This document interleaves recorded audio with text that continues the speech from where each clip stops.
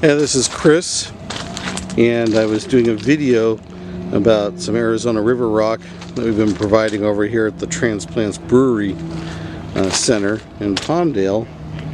And I noticed that it looks like it's very wet here. Of course, there's no overhead irrigation, so it shouldn't be wet, and it sure as hell not raining. So you have to ask yourself, why is it looking like it's wet? Well, there's a tree above here, and the tree looks like it's wet also.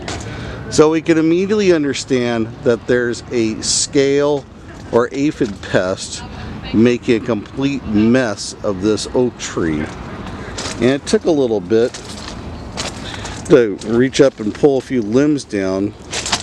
Let's see if I can find it again, but it turns out there's a small green aphid, really small.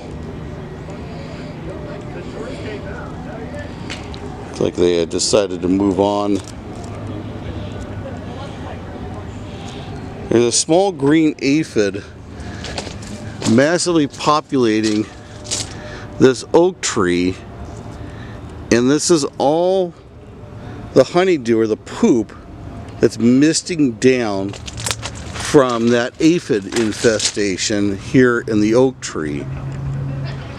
Now, even if that doesn't bother you, coming out of the winter time, this aphid poop will provide a perfect lure for yellow jackets and wasps, stinging insects. It'll also attract a substantial ant population. And you can see, looking at the wood of the tree, just how damp it is from all the aphid poo.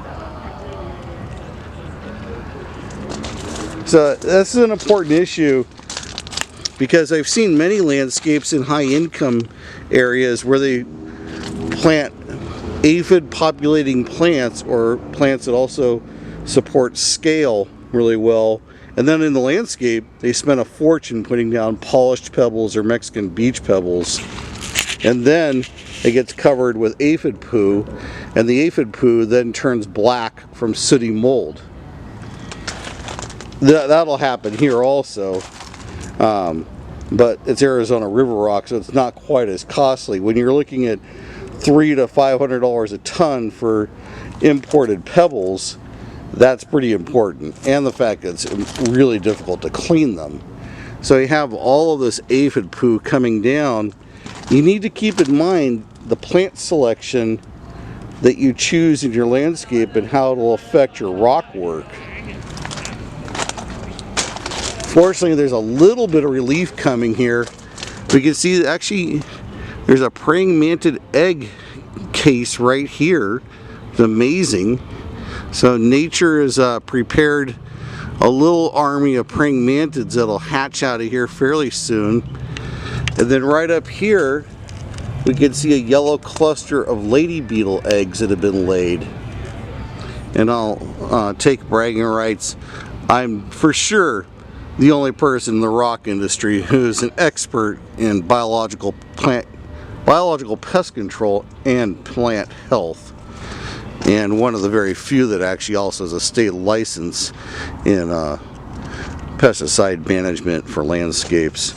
So when all these people tell you about weeds and weed fabrics and what to do, or this is good or that's bad, they really just talk out of their ass, because they have almost no experience and they certainly have no credentials. So we see a little bit of help coming in the long term. Short term, you just have to put up with this.